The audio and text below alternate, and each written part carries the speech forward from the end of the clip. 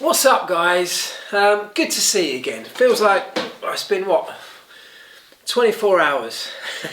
Thank you so much to all of you for all of the comments that you left after yesterday's video about tyres. Loads of you totally disagreeing with my opinion that I kind of quite like the change that we got for 2019. Loads of you, so many of you, totally think the opposite. Totally think that it's a stupid change, it's a pointless change, we didn't need to change it in the first place. It's become more confusing, and I apologise if it was my explanation of that made it sound more confusing. I think it's simpler, I think it's a decent change, and I think that, of course, it's a brand new change, and that tends to be received in lots of areas with, people don't like change inherently, do they? So I think that if we give it 6 months or a year, this time next year when we're going into the 2020 season, when it's just absolutely the norm, I think it'll be fine. But look, I totally respect your opinions, and I really appreciate you all taking the time to kind of type out a comment in the comment section. So thank you for that. Today though, I want to talk about something different, something that's cropped up on the Autosport Plus site. This is the part of the Autosport site that's behind the paywall, which I know many of you may not have access to. And this is a story, and I will link this all at the end, but this is a story saying, in fact the headline says, why F1 cars are only at the limit 3.1% of the time. This is what I want to talk about and get your opinions on. It says, by crunching the numbers from the last 12 seasons, it's possible to calculate how often Formula One drivers take their cars to the ultimate limit. The conclusions are startling and show where F1 should be working to fix the issues laid bare. Right, let me expand on it quickly. 3.1% of the time, Formula One cars are at their ultimate limit. Now what they're saying here is they've looked at all of the data, every single lap time from the 2018 season. In fact, they've gone back 12 seasons, but looking at 2018, we're saying the fastest time that car can achieve in any given session or over a given race weekend, normally perhaps the qualifying session, isn't it? Q3, cars are going absolutely flat out. So they take that lap time, and then as a percentage, they work out how far off that lap time the cars are for the rest of that session or for the rest of the weekend. And what they're saying is that as a percentage, we're only anywhere close, within 1% of that ultimate lap time, 3.1% of the time in modern Formula One. What this is suggesting is that one of the problems with Formula One is that we're not seeing, as fans, as viewers of the sport, we're not seeing the drivers in the cars absolutely pushing the car to the limit enough of the time. And perhaps that's a fair point. I do agree that's a fair point, because we do like to look back at the old footage of guys in the 70s, and they've used the example of Ronnie Peterson sliding his car, his John Player Special, remember, the black and gold car, sliding it, huge rear tyres on the limit, coming sideways around, was it Woodcut at Silverstone. And you know, they're amazing images, they look great, the cars are amazing, it's great to see that, isn't it? It's spectacular. And we don't have that very often anymore. And there are a number of reasons for that, of course. We've got modern Formula One cars that, well, for example, if you go back to the Ronnie Peterson's time, very different types of tyres. You could slide them around the corner. You can't do that on a modern Formula One tyre. Aerodynamics now are optimised to death. So, you know, the cars work in certain conditions. They work in clean air. They get absolute maximum downforce that sticks the car to the road. Got huge amounts of grip when the tyres are switched on to the right temperature window, combined with that incredible downforce aero package. And that means that the cars actually, from a driving perspective, are relatively speaking, and I'm only talking relative, they're relatively speaking pretty easy to drive to the lap times they need to drive to get to the end of the race as quickly as possible. And that's the key here. It's not about going as fast as the car can possibly go, because modern Formula One dictates that we have to manage tyre life. We have to manage engine and power unit life. We only get 3 power units for an entire season. You know, the tyres, we've all worked out now that actually the quickest way around most Grand Prix is to only stop once. And in order to only stop once, sometimes we have to reduce the pace of the car to prolong the tyre life. So we all know that. The engineers at each team have calculated that. The simulations have proved it, and that's the point, isn't it? Because everything that's done in Formula One now is all done through simulation. It's all done through computer software telling you, without any doubt, what is the quickest way to get around this racetrack. What's the quickest setup to put on a car? Which gear should we be in? What's the engine revs, optimum engine revs that we should be achieving? All of these things are managed to death. They are forensically calculated.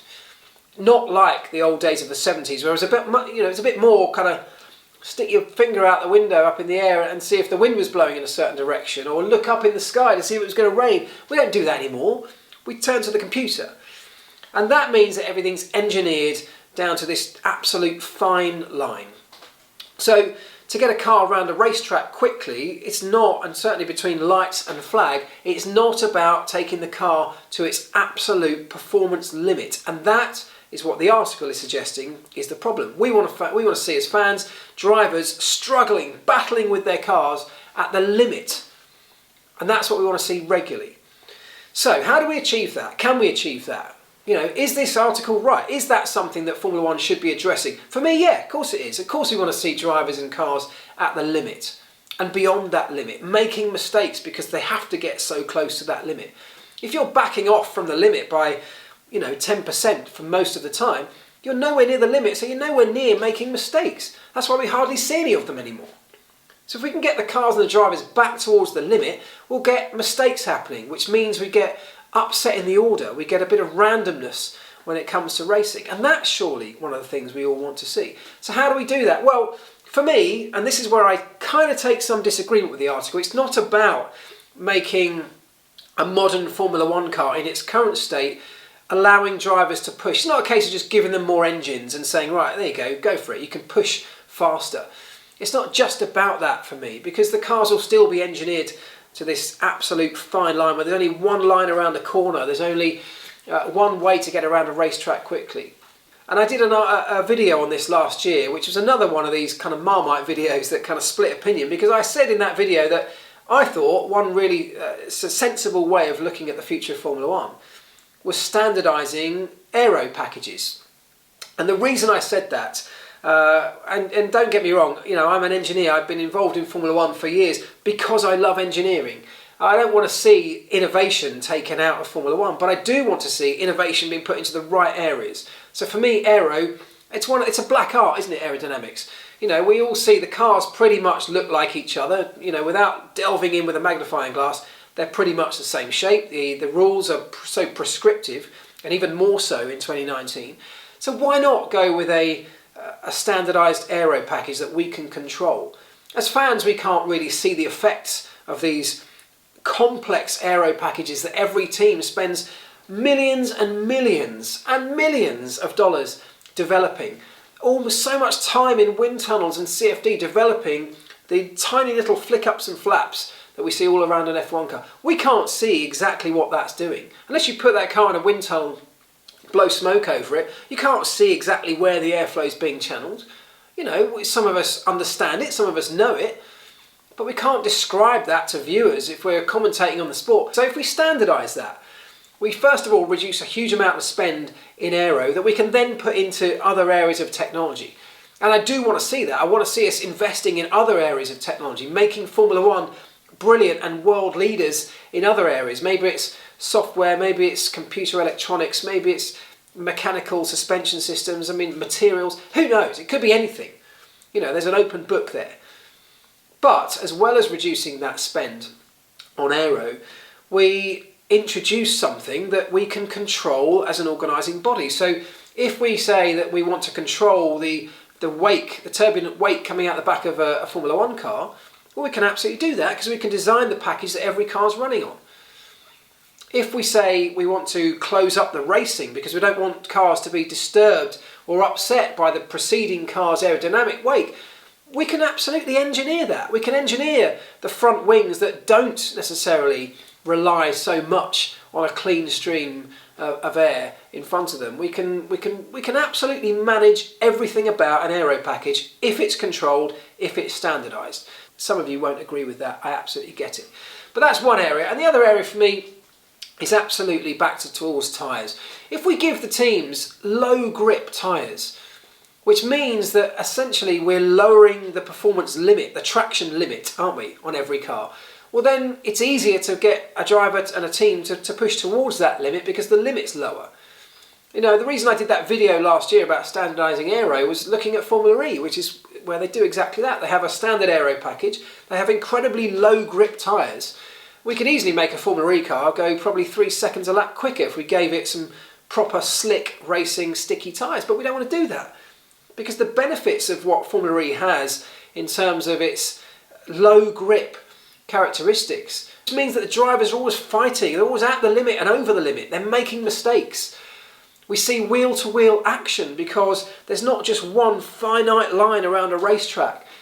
There's not just one way to get from lights to flag more quickly. You can find that limit, you step over it, you end up with a back end slipping out at certain times. You see drivers on the ragged edge, fighting, soaring at the wheel sometimes, which might not instinctively seem like the quickest way, but if you're at that limit, and if you've got to take your car to that limit, you will see mistakes coming in. You'll see drivers accidentally stepping over the limit. And if you see that, then you get unpredictability and you shake up the order, you mix up race results, you bring cars closer together. You see overtaking when somebody makes a mistake, somebody else can pounce on it. It's not about allowing the current Formula One cars to get up towards its absolute limit, because you're still never going to get that unless you completely change the sporting side of Formula One. So why not bring the limit back down towards the drivers and the teams? Make a car incredibly fast in a straight line, but when it gets to a corner, if it has very low grip levels, you're going to see cars that look like they are being pushed to the limit as they go around corners. And if it's all about, what I don't agree here is that it's not just in Formula One about seeing a car going as fast as it can possibly go. It's about seeing the cars on the limit and see drivers fighting with each other, introducing racecraft whilst they're at the limit, not spending 3 laps setting up an overtake, flipping a DRS flap open. That's not racing. What I really want to get out of this video is your views on this, because I know that what I've said will be controversial. Low grip tyres, standard aero, it doesn't fit with anything that we've all seen in Formula One traditionally. It's almost the opposite of what we've had in Formula One. So I will completely accept that many of you will say, shut up Elvis, that's ridiculous. You're more than welcome to do that. But, think about the benefits of that. But I want to know what you think. Let me know. I will link the article, of course, at the end, so you can check it out if you haven't seen it already. But let me know. Give me some ideas. If you had 2021, if you had the blank sheet of paper for 2021, we're trying to sell Formula One to a new set of fans, aren't we? How do we sell Formula One to a new set of fans if the thing that's at the heart of Formula One, racing, is hardly there anymore? It's not good. The racing at the heart of Formula One, quite often, not always, certainly, but quite often is not good. So how do we spice that up? How do we show somebody a clip of a Formula One race and say, look at that. You can see that every couple of weeks. Let me know your thoughts. Thanks again, everybody. Give it a like if you have liked the video. Don't forget to subscribe to the channel. If you're subscribed and you haven't hit that little bell somewhere down here, just hit the bell. All it will do is pop up a notification every time a video goes live, and you'll never miss another one. So worth doing. Only takes a second. You can do it without even leaving the video. There we go. Do that. Share it around with your mates if you don't mind. I really appreciate it. And let me know your thoughts. And I'll see you next time.